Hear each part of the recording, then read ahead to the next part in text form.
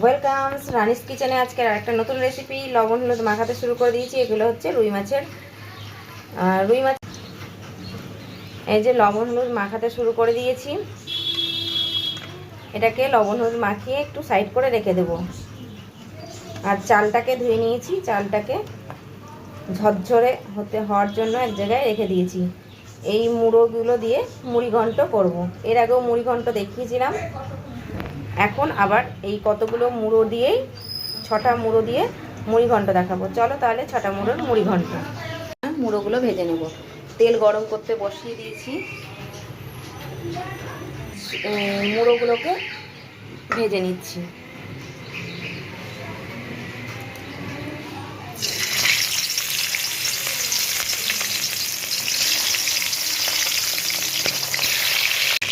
এখানে 4টা মুড়ো কেটেছে, এই মুড়োগুলোকে ভেজে নেব, তারপরে আবার মুড়ো ভাজবো। এখানে পেঁয়াজটা কেটে নিয়েছি, মিডিয়াম সাইজে 3টে পেঁয়াজ দিয়েছি। পেঁয়াজগুলোকে ভালোভাবে ভেজে নেব, তবে মুড়োটা ভাজা হয়ে যাওয়ার পরে। আর এখানে আদা রসুনের একদম কেটে নিয়েছি, এটার দুটো পেস্ট করে নেব। মাছের একদিক একদম উল্টে নিয়েছি আর এইদিকে একটু ভেঙে ভেঙে দিয়েছি, যেন ভেতরটা ভালোভাবে ভাজা হয়। মুড়োগুলো ভাজা না হলে খেতে ভালো লাগবে না।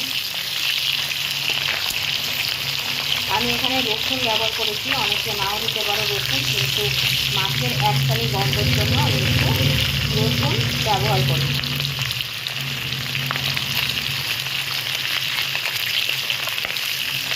মাছের যেগুলো ওই মুড়োর যেগুলো মাছের দিক আছে সেইগুলো আমি একটু বেশি করে ভেজে নিই। চলো তাহলে এটা উঠিয়ে আরও দুটো মুড়ো ভেজে নেব। এই যে মাছের মুড়োগুলোকে ভালোভাবে লাল লাল করে কড়া কড়া করে ভেজে নিয়েছি। আর যে তেলটা আছে সেই তেলটার মধ্যে পেঁয়াজ যে কেটে রেখেছি, পেঁয়াজটা আমি দিয়ে দেবো তেলের মধ্যে। এটা লাল করে ভেজে নিই। পেঁয়াজটা এখানে লাল লাল হয়ে গেছে। এই পেঁয়াজটাকে একটু সাইড করে আমি এখানে তেজপাতা দিয়ে দেবো।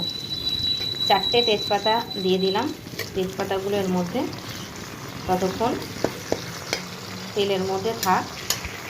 আর দিয়ে দেবো হচ্ছে মশলা। সেই মশলাগুলো কী কী নিয়েছি সেটাও দেখি।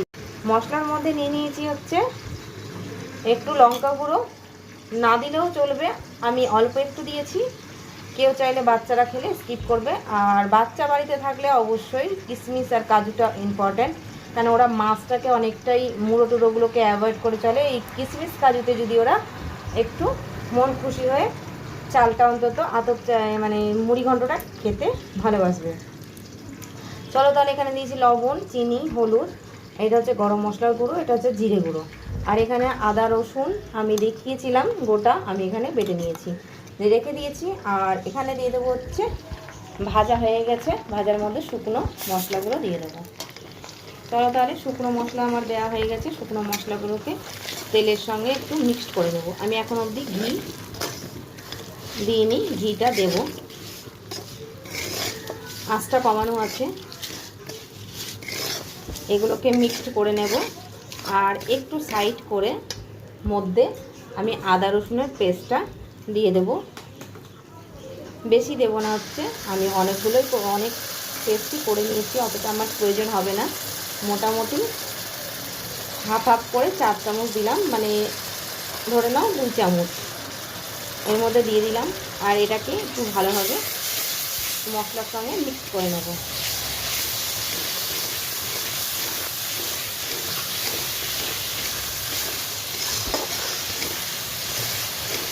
আর এখানে চালগুলোকে একদম ঝরঝরে করতে রেখে দিয়েছি। এটা গোবিন্দভোগ চাল, আতপ চাল, গোবিন্দভোগ আতপ চাল, এটাতেই মুড়ি ঘন্টটা বেস্ট হয়। আমি এখানে 250 মতন চাল নিয়েছি। আর যা চাল নিয়েছি, যেই গ্লাসে নিয়েছি সেই গ্লাস অনুযায়ী আমি জল মেপে নিয়েছি। জল মেপে আমি গরম করে রেখে দিয়েছি। গরম জল আমার ইনফ্যাক্ট তৈরি রেডি। আমি এখানে মশলাটা কষানো হয়ে গেছে, এখানে আমি এবার চালটাকে দিয়ে দেবো। চলো বন্ধুরা, তাহলে চালটা আমি দিয়ে দিই।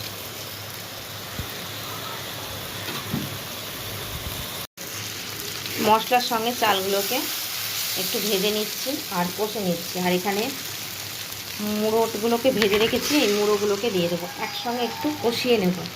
কষিয়ে নেওয়ার পরে জল দেব। একটু নাড়তে একটু অসুবিধা হবে, একটু বড় জায়গা লাগবে। আমি বড় কড়াই নিয়েছি, বড় কড়াই ছাড়া এটা ভালো হবে না মিক্সড করাটা। আর মিক্স মানে কি, রান্নাটা হয়ে যাওয়ার পরও এই ঝরঝরে করার জন্য একটু বড় পাত্রের দরকার হয়, বড় কড়াইয়ের দরকার হয়, সেই জন্য আমি বড় নিয়ে নিয়েছি। চলো ভালো করে মিক্স করে নিই। কি সুন্দর লাগছে না দেখো, চালগুলোও বেশ কষা কষা হচ্ছে মশলার সঙ্গে, আর মুড়োগুলোও বেশ কষা কষা হচ্ছে। আর লবণ আর মিষ্টিটা আমি আন্দাজে দিয়েছি। আমার লবণ কম হলেও মিষ্টি কম হলেও আমাদের বাড়িতে কোনো অসুবিধা নেই আমি রান্না করলে, কেন লবণ মিষ্টিটা আমাদের বাড়িতে একটু কম খাওয়া হয়। তোমাদের বাড়িতে তোমাদের অনুযায়ী তোমরা লবণ মিষ্টিটা অ্যাড করে নেবে। হয়ে যাওয়ার পরে একটু টেস্ট করার পরে তোমরা বুঝতেই পারবে যে কী লাগবে, লবণ মিষ্টি লাগবে কিনা, তখনই দেবে।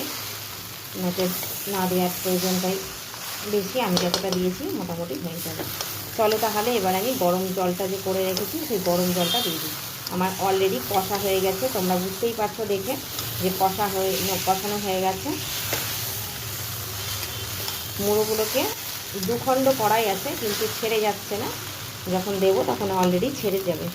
চলো জলটা একটু অ্যাড করে নিই।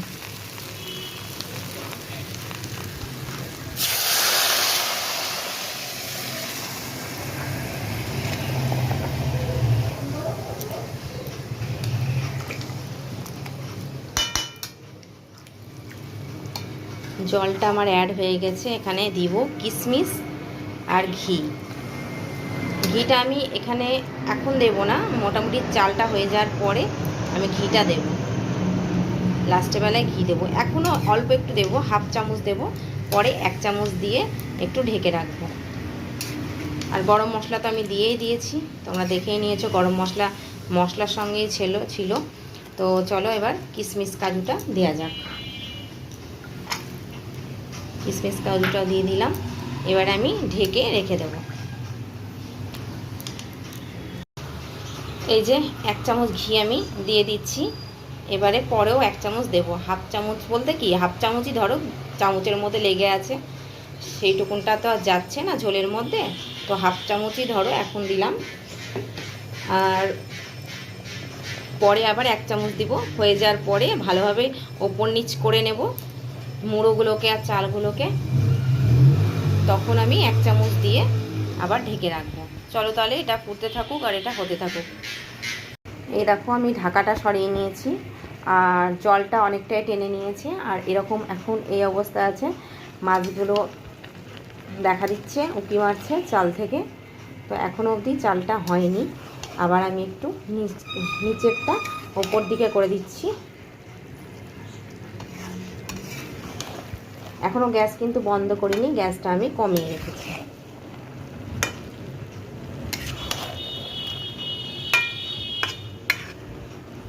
চলো আবার একটু ঢেকে দিই।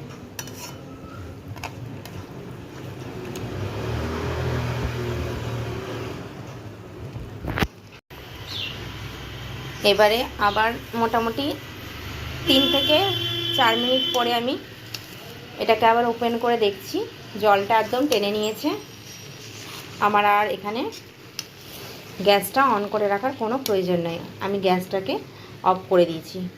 তো চলো বন্ধুরা, গ্যাসটাকে আমি অফ করে দিয়েছি, আর এটাকে আমি একটু এদিক ওদিক করে নিচ্ছি, নিচের দিকটা আবার ওপর দিকে করে নিচ্ছি, কেন নিচের পজিশনটা জলটা টেনে নিয়েছে, তো তাহলে ওপর দিকটা একটু ড্রাই হয়ে হয়ে আছে, চালচাল হয়ে আছে। তো আমি যদি এই রকম করে নিই, নিচের দিকটা উপরে করে নিই, তাহলে আমার এখানে খুব সুবিধা হবে, চালগুলো ইকুয়ালভাবে সেদ্ধ হয়ে যাবে। যেইটুকুনটা জল আছে জলটা টেনে নিয়ে চালগুলোকে একদম সেদ্ধ করে নেবে। চলো তাহলে এটা আমি এদিক ওদিক করে নিয়েছি, এবার আমি একটু ঘি অ্যাড করব। ঘিটাকে অ্যাড করে ঘিটা অ্যাড করে নেব, নিয়ে একটু ঢেকে রেখে দেবো। আবার 5 মিনিট পরে আমি এই যে ঘি আমি ভালোভাবে দিয়ে দিচ্ছি। একটু বেশি পরিমাণে ঘিটা না দিলে একটু মুড়োর যে অ্যাসটা গন্ধ, মানে আমি তো রসুন দিয়েছি, চিন্তা নেই আমার, তবুও একটু ঘিটা দিলে মাছের একটা ব্যাপারটা মানে অনেকেই মাছটা পছন্দ করে না, আবার অনেকে খুবই পছন্দ করে গন্ধটা।